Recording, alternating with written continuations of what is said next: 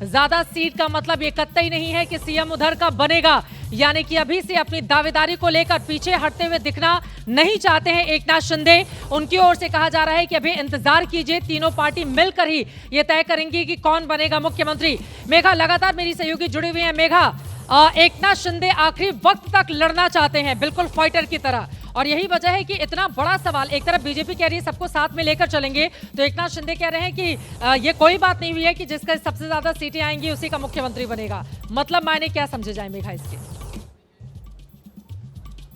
देखिए चित्रा, मैं आपको ये समझा दूं कि एकनाथ शिंदे जी की पार्टी से जो प्रवक्ताएं हैं वो पिछले 2 दिन से ये बात अब कह रहे हैं कि ऐसा नहीं है कि हमारे ही गुट से या हमारे ही पार्टी से चीफ मिनिस्टर होना चाहिए, बीजेपी का चीफ मिनिस्टर भी हमें इक्वली मान्य होगा। तो ये वो अपनी तरफ से भी हिसाब साफ कर रहे हैं कि हम ये नहीं कह रहे हैं कि सीएम हमारा होना चाहिए। लेकिन अभी आपने एकनाथ शिंदे जी को सुना। देखिए, महत्वाकांक्षा हर लीडर की होती है, लेकिन यहां वो किस्सा अब खत्म हो गया है। मैं आपको कह रही हूं एज समबडी जो कि महाराष्ट्र से काम कर चुका है, यहां की पॉलिटिक्स को समझता है और भारतीय जनता पार्टी को कवर करते हुए बहुत साल हो गए मुझे। मैं आपको ये दावे के साथ कह रही हूं चित्रा कि ये कहानी अब खत्म हो गई है। अब कोई सवाल ही पैदा नहीं होता है भारतीय जनता पार्टी को इस बारे में दोबारा सोचने का कि चीफ मिनिस्टर किसी और का हो सकता है। उनका नहीं होगा, chief minister Bharatiya Janata party का होगा। और जहां तक मैं सही समझती हूं,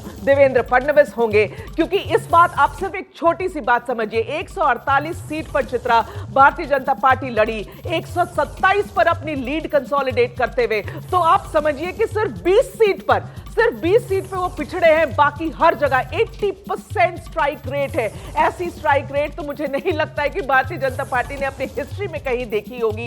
इस तरीके की प्रचंड परफॉर्मेंस, प्रचंड जीत जो भारतीय जनता पार्टी अपने बल पर लेकर आई है। आप सही मानिए चित्रा, इस वक्त उन्हें ना तो शिंदे जी की जरूरत है, ना अजीत पवार की जरूरत है, मगर वो साथ में सबको लेके चलेंगे। उनसे हम लोगों ने बात करी, बहुत क्लैरिटी है उनके दिमाग में कि हम साथ में लड़े, हम साथ में रहेंगे, हम साथ में मिलकर सीएम का चुनाव करेंगे। लेकिन अब आप ये बात बिल्कुल दिमाग से निकाल दीजिए कि इसमें कोई भी दो राय है कि चीफ मिनिस्टर किसका होगा, मुख्यमंत्री किसका होगा, मुख्यमंत्री भारतीय जनता पार्टी का होगा, इसमें कोई डाउट नहीं है। मैं आपको बताऊं कि प्रधानमंत्री अमित शाह जी जिस तरीके से उन लोगों ने बात करी है पिछले 1 महीने में, इस बात की क्लैरिटी बहुत ज्यादा है कि अगर भारतीय जनता पार्टी अपने दम पर अच्छा करेगी तो ये समय है, ये उनका समय है। जैसे वो कहते हैं यही समय है, सही समय है, तो इस बार यही समय है, उनका समय है और सही समय है। पिछले बार त्याग दिया था उन्होंने, 2019 में उनके साथ धोखा हुआ था, वो ऐसा कहते हैं। 2022 में उनको त्याग करना पड़ा था चिफ मिनिस्टर का पोजीशन, 105 के बावजूद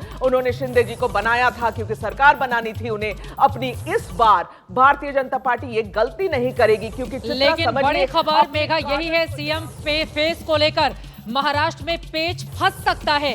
बीजेपी और शिवसेना दोनों ने ही अपनी दावेदारी यहां पर जता दी है। एकनाथ शिंदे हार मानने के लिए बिल्कुल भी तैयार नहीं है।